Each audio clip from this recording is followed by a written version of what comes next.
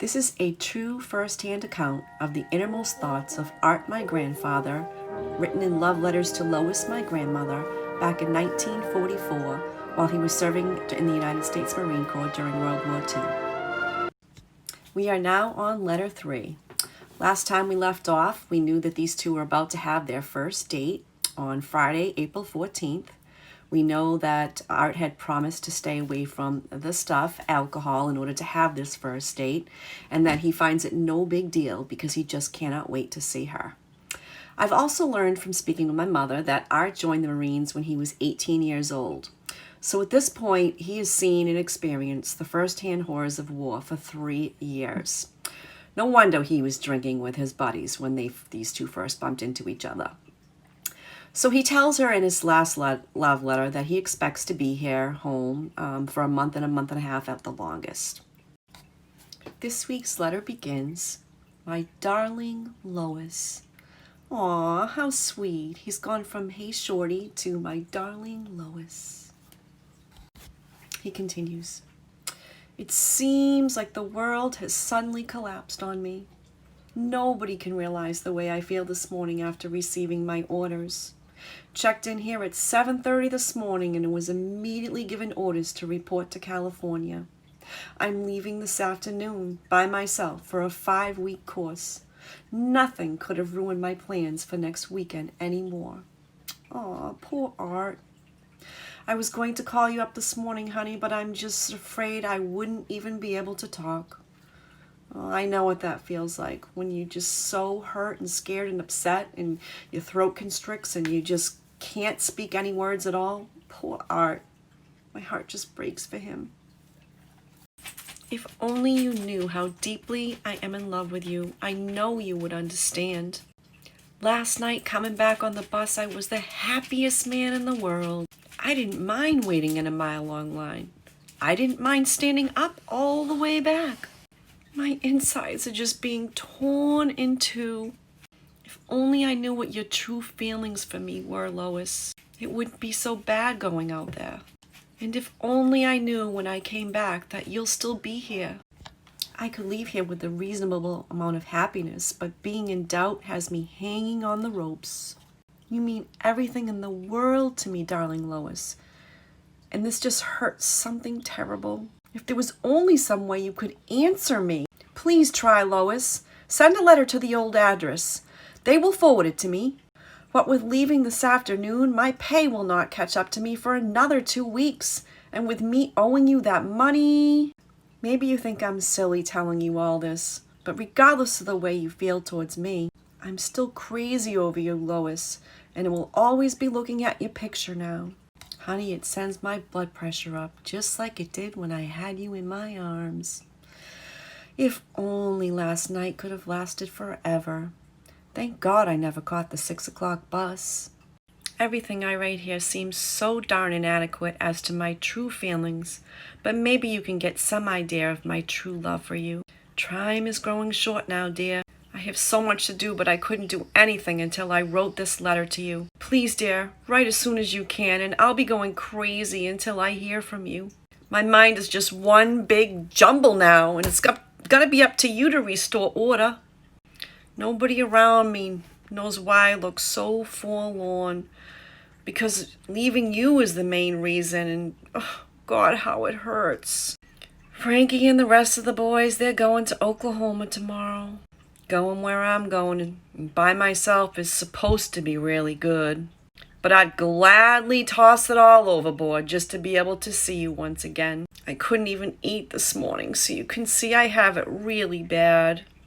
I hate to stop writing, my darling, but my name is being called over the PA system right now, so I'm forced to stop. I will be reliving those 3 days of heaven all the way to California, and I know I'll remember them always. Goodbye for now, honey. All my love, Art. Well, I just gotta tell you, this letter was a tearjerker for me. It was a tearjerker when I read it. It was a tearjerker when I wrote it on my blog. And it's been a tearjerker for me just reflecting upon it. I did to do some research about this time in history and all the propaganda, the selling of war, the segregation of people. Did you know that people who grew up in this era are known as the silent generation? Because basically the propaganda was telling people it wasn't safe to speak, believe it or not. I'm going to share with you one such example. This is a wartime poster that was distributed back then. I got this from sarahsundin.com. She's an excellent resource for World War II information. And this is the poster. The more you keep information under your hat, the safer he'll be under his. Careless talk costs lives. So I'm to conclude that people were given the feeling that it was safer to just button lip. Don't talk. It's safest for your people who are out there fighting and losing their lives. How healthy is that, do you think? To be in fear, to be feeling a sense of worry about somebody you love and not be able to talk? I thank God for these letters. They're revealing. My grandfather loved to obviously express how he felt. So I actually have another piece of the story, too, to fill in. That was a mystery from last week. You maybe remember that my grandfather mentioned to Lois that there was a shortage on manpower. Here, let's listen again. You've most likely not noticed the manpower shortage, but there is one, honest. So they discovered a value for women. Take a look at this first one. Women of Britain come into the factories. What do you know? We could finally work. So I have to wonder, did my grandmother really get me rights? Or was it just men killing men? The second one is even funnier. We borrowed their nylons to make tires for the Navy. Huh, they wanted our stockings? They can have them.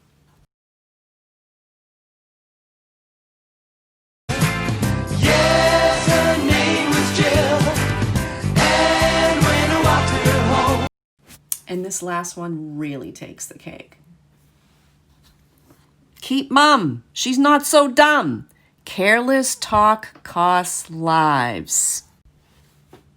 They had to convince people we weren't dumb. And now I'm going to share with you another article that taught me something more about what Southern hospitality is all about.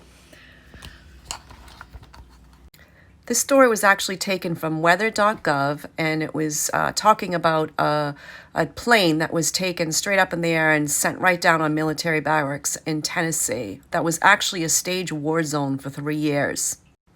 So you can pause this if you like and read it yourself, but about the middle of the page it says, many families fed soldiers while they were in the area. Farmers allowed soldiers to sleep in the barns. One family found a soldier had been sleeping in their car after a heavy night of rain. Although the families didn't want any payment, the soldiers actually left money for them.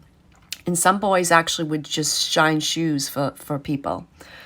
It's just so sad to know that our soldiers were in a mock war zone and being fed by local citizens, just out of their own hospitality. This is what our country was about in 1944, and here we are in 2020, and I just can't help but think of Portland and all that the citizens are going through out there with this propaganda of war on their turf. So now we know these two have had 3 days of pure love together, and already they're being torn in two, and he's going on the opposite side of the country, and he is just sick to death over the whole thing. And we have no idea where this story is going to go. And I just get the feeling that he feels like he's not going to have any peace in his heart until he hears from Lois again, until a letter comes his way. Art's off to California, and he'll be looking at the picture of Lois all the way there. Magically, my mother sent me a picture of her mother this week. And guess what? It is the picture that he used all the way to California to get him through. Look. To Art, with love, Lois.